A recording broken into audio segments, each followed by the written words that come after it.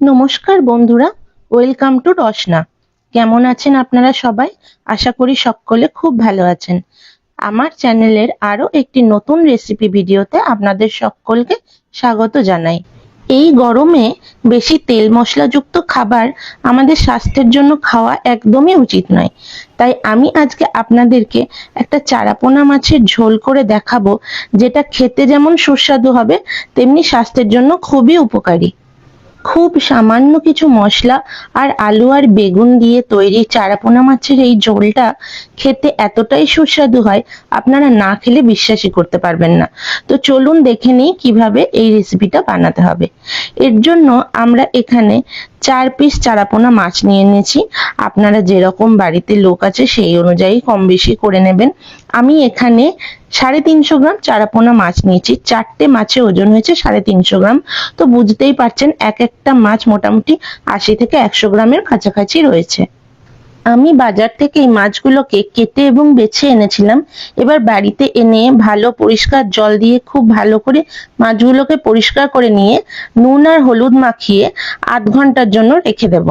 খেয়াল রাখতে হবে মাছের দুটো পিঠেই যেন সমানভাবে নুন এবং হলুদ মাখানো হয়। আমি আজকে আলু এবং বেগুন দিয়ে এই মাছের ঝোলটা বানাবো। আপনারা চাইলে শুধু বেগুন দিয়েও বানাতে পারেন। এছাড়া আপনাদের যদি কোনো পছন্দের সবজি থাকে সেগুলো কিন্তু এই মাছের ঝোলে অ্যাড করতে পারেন। আমি এখানে একটা মিডিয়াম সাইজের বেগুন নিয়ে নিয়েছি। চলুন এবার বেগুনটাকে কিভাবে কাটবো দেখে নিন। বেগুনটাকে প্রথমে অর্ধেক করে নিলাম। এবার এক একটা ভাগকে চিড়ে নিয়ে খুব পাতলা পাতলা স্লাইস করে কেটে নেব। একটা বেগুনকে 4টে ভাগ করে নিয়ে তারপর এক একটা ভাগকে আবার 4টে করে ভাগ করে নেব। বেগুনে যদি পোকা থাকে সেটা খুব ভালো করে বাদ দিয়ে দেবেন। আপনারা চাইলে বেগুনগুলোকে একটু বড় বড় পিস করেও কাটতে পারেন, তবে যত বড় করে কাটবেন সেদ্ধ হতে কিন্তু তত বেশি সময় লাগবে। বেগুনের এই অংশটা পোকা ছিল তাই এটাকে বাদ দিয়ে দিলাম। এবার একটা মিডিয়াম সাইজের আলু নিয়ে খোসা ছাড়িয়ে নিয়েছি আমি আগেই। আলুটাকে এবার আধখানা করে কেটে নিয়ে পাতলা পাতলা করে কেটে নেব। মাছের ঝোলে এইভাবে পাতলা করে আলু কেটে দিলে দেখতেও সুন্দর লাগে আর সেদ্ধও খুব তাড়াতাড়ি হয়ে যায়। এবার চলুন দেখে নিই এই রান্নাটার জন্য আর কি কি মশলা লাগবে।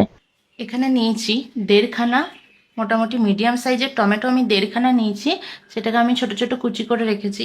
এখানে একটা মিডিয়াম সাইজের পেঁয়াজ একদম কুচি কুচি করে কেটে রেখেছি।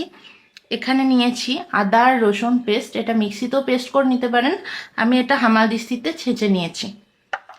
ফোড়নের জন্য এখানে নিয়েছি একটা শুকনো লঙ্কা আর কিছুটা কালো জিরে, আপনারা কালো জিরের বদলে 5 ফোড়নও দিতে পারেন। আর নিয়েছি 2টো কাঁচা লঙ্কা আর লাস্টে গার্নিশিংয়ের জন্য কিছুটা ধনেপাতা। এবার কড়াইয়ে সর্ষের তেল গরম করে আমি মাছগুলোকে ভাজতে দেব। আমি এখানে সর্ষের তেলই ব্যবহার করেছি, কারণ সর্ষের তেলে রান্না করা মাছের ঝোল খেতে অনেক বেশি সুস্বাদু হয়। তবে আপনাদের যদি অন্য কোনো তেল পছন্দ হয় সেটাও আপনারা ব্যবহার করতে পারেন। মাছগুলোর একটা পিঠ ভাজা হয়ে গেছে, এবার মাছগুলোকে উল্টে নেব। মাছের দুটো পিঠই ভালো করে ভাজা হয়ে গেছে, এবার মাছগুলোকে কড়াই থেকে তুলে নিচ্ছি। আমি এখানে দুবারে 4টে মাছ ভেজেছি। পোনা মাছ কিন্তু খুবই নরম মাছ, তাই একসঙ্গে কড়াইয়ে বেশি মাছ দিলে উল্টানোর সময় ভেঙে যাওয়ার সম্ভাবনা থাকে। মাছগুলোকে কিন্তু খুব কড়া করে ভাজা যাবে না, তাহলে মাছের নিজস্ব যে স্বাদটা সেটা চলে যাবে। সব মাছগুলোই আমার ভাজা কমপ্লিট হয়ে গেছে। এবার এই তেলের মধ্যেই আমরা যে কেটে রাখা আলু ছিল সেগুলোকে দিয়ে দেব। এই আলুগুলোকে আমরা হালকা একটু গোল্ডেন করে ভেজে তুলে নেব। আলু ভাজার সময় আমি এখানে অল্প একটু নুন দিয়ে দিলাম। আপনারা চাইলে আলু আর বেগুনগুলো কাটার পরেও নুন হলুদ মাখিয়ে রাখতে পারেন।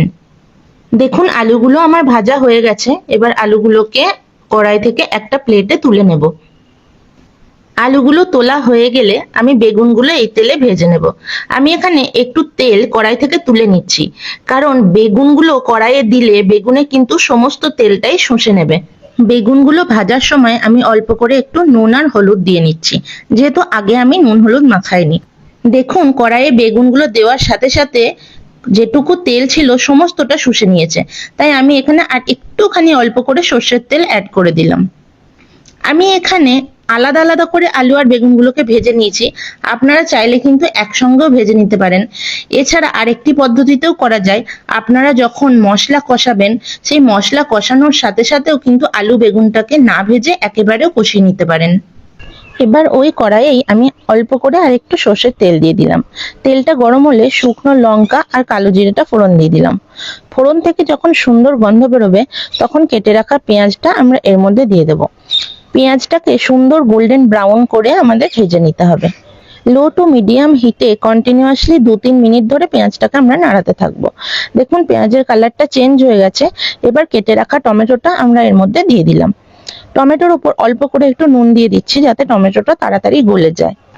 মিনিট 2 ভালো করে নেড়ে চেড়ে নেওয়ার পর যখন দেখবেন টমেটোটা হালকা গলা গলা হয়ে এসেছে, তখন এর মধ্যে আমরা অ্যাড করে দেব 1 চামচ আদা রসুন বাটা। এবার সমস্ত কিছু একসঙ্গে খুব ভালো করে ভাজতে থাকবো। মশলাটাকে কন্টিনিউয়াসলি 2-3 মিনিট ধরে লো টু মিডিয়াম হিটে কিন্তু নাড়তে থাকতে হবে, না হলে কিন্তু তলায় লেগে জ্বলে যেতে পারে। এবার আমরা এর মধ্যে দিয়ে দিচ্ছি পরিমাণ মতো হলুদ গুঁড়ো, 1 থেকে 1.5 চামচ মতন লাগবে। এবার যেহেতু মশলাটা লেগে যেতে পারে, তাই আমরা এর মধ্যে অল্প করে একটু জল দিয়ে দিলাম। জল অ্যাড করার পর আমরা ফ্লেমটাকে একদম লোতে করে দিয়ে মশলাটাকে খুব ভালো করে কষিয়ে নেব। মিনিট 2 পর মশলাটা দেখুন শুকনো হয়ে এসেছে, মশলা থেকে তেল ছেড়ে এসেছে। এই পর্যায়ে আমরা ভেজে রাখা আলুটা এই মশলার মধ্যে অ্যাড করে দেব। এবার 2-3 মিনিট ধরে খুব ভালো করে আলুর সাথে মশলাটাকে আমরা মিশিয়ে নাড়তে থাকবো। 2 থেকে 3 মিনিট ধরে আমরা আলুটাকে খুব ভালো করে মশলার সঙ্গে কষিয়ে নিয়েছি।